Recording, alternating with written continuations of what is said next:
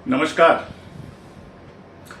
सुना होगा आप लोगों ने, राजनाथ सिंह जी ने एक बयान दिया है कि महात्मा गांधी के कहने पर सावरकर ने मर्सी पिटीशंस यानी कि दया याचिकाएं लगाई थी। दरअसल ये ऐसा बयान है जिस पर बवाल मचना ही था, बवाल मचा ही है। मैंने भी सुबह जवाब दिया, फिर मैंने सोचा कि इसका एक विस्तृत जवाब दिया जाए, बाकायदा आप लोगों को ओरिजिनल डॉक्यूमेंट्स दिखाए जाएं और उस डॉक्यूमेंट्स के बेस पे बताया जाए कि ये सच है कि नहीं।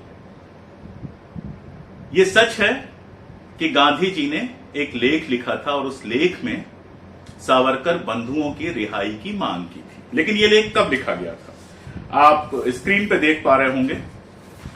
मैंने डिटेल्स दे दी हैं, पेज नंबर दे दिया है।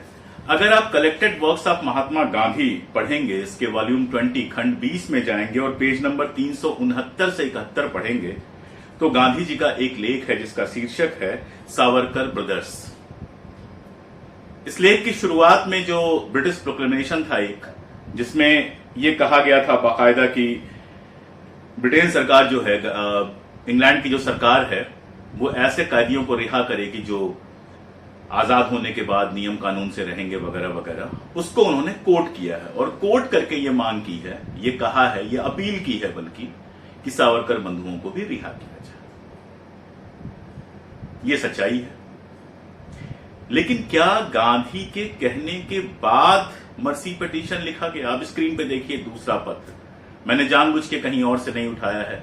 सावरकर के जो प्रिय लेखक हैं या जिनके प्रिय सावरकर हैं, विक्रम संपत, जिनकी किताब पे काफी चर्चा है इन दिनों, उनकी किताब के पहले हिस्से में पेज नंबर 455 से 57 तक सावरकर का पहला माफीनामा छपा हुआ है। देखिए इस पर डेट क्या है।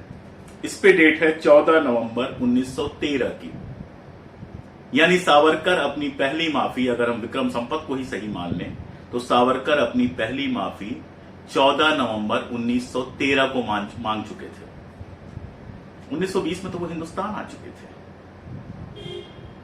तो ये कहना कि गांधी के कहने पर सावरकर ने माफी मांगी थी, गलत है।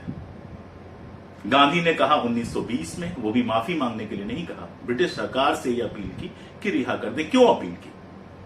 पहली बात तो ये कि जो पत्र लिखे थे सावरकर ने ब्रिटिश सरकार को, वो जनता के सामने नहीं आए थे। वो बहुत बाद में 1980 के दशक में आए। आप जानते हैं इस तरह के पत्र जो होते हैं गोपनीय होते हैं, ऑफिशियल रिकॉर्ड्स में होते हैं और एक अवधि के बाद ही इनको पब्लिक किया जाता है। तो उस समय चाहे वो गांधी हो, चाहे भगत सिंह हो, चाहे कोई भी हो, किसी को यह पता नहीं था कि सावरकर ने माफियां मांगी। दूसरी बात यह कि गांधी इस बात के पक्षधर थे कि लोगों को शांतिपूर्ण तरीके से काम करने का तरीका रास्ता दिया जाए।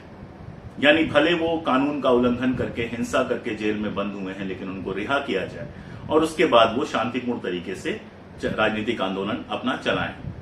यही वजह आप जानते हैं, भगत सिंह की माफी के लिए भी गांधी ने जो लिखा था उसमें यह लिखा था कि मेरी क्रांतिकारी पार्टी के लोगों से बात हो गई है, अगर भगत सिंह को रिहा कर दिया जाएगा या उनकी फांसी की सजा माफ कर दी जाएगी तो क्रांतिकारी पार्टी हिंसा का रास्ता छोड़ के अहिंसा का रास्ता अपनाएगी। यही उन्होंने सावरकर बंधुओं के लिए भी लिखा था। ये गांधी की महानता थी। लेकिन सावरकर ने क्या किया जेल से छूटने के बाद, वो सब आप लोग जानते हैं। किस तरह से सावरकर, गोडसे और बाकी सारे लोगों ने गांधी और कांग्रेस के खिलाफ लगातार दुष्प्रचार चलाया, खराब माहौल बनाया और अंततः अगर कपूर कमीशन की रिपोर्ट को माने, मैंने अपनी किताब उसने गांधी को क्यों मारा में ये बहुत डिटेल में दिया हुआ है। अगर आप कपूर कमीशन की बात को माने तो जिस गांधी ने सावरकर की रिहाई के लिए अपील की थी, उसी सावरकर ने गांधी की हत्या का षड्यंत्र रचा, ये कपूर कमीशन कहता है। और ये तो हम सब जानते ही हैं कि गोडसे और उसकी जो पूरी टीम थी वो सावरकर की शिष्य थी। ये बात तो सर्वमान्य है,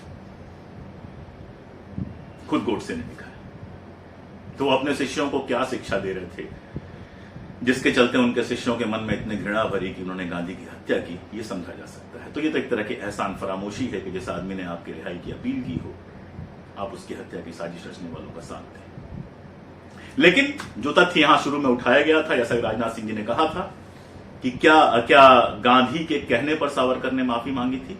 विक्रम संपत की किताब में दिए हुए माफीनामे को अगर आधार बनाएं, जिस पर शक करने की कोई गुंजाइश नहीं है, तो गांधी के ये लेख लिखने के 7 साल पहले ही सावरकर माफी मांगना शुरू कर चुके थे और 1 नहीं, 2 नहीं, 5 या 7 उन्होंने माफीनामे लिखे थे। यानी ये बिल्कुल गलत है कि गांधी के कहने पर सावरकर ने माफी मांगी या सावरकर के माफी मांगने में गांधी का कोई रोल था। गांधी की सारी भूमिका इतनी ही थी कि उन्होंने जैसे तमाम कैदियों के रिहाई की बात की थी, जैसे वो लगातार इस बात की मांग करते थे कि लोगों को रिहा करके सुधरने का मौका दिया जाना चाहिए, वैसे ही उन्होंने सावरकर बंधुओं को भी रिहा करके सुधरने का मौका दिए जाने की बात 1920 में की थी। बस आज इतना ही। इसे फैक्ट चेक मान सकते हैं, बाकी बातें फिर कभी। नमस्कार।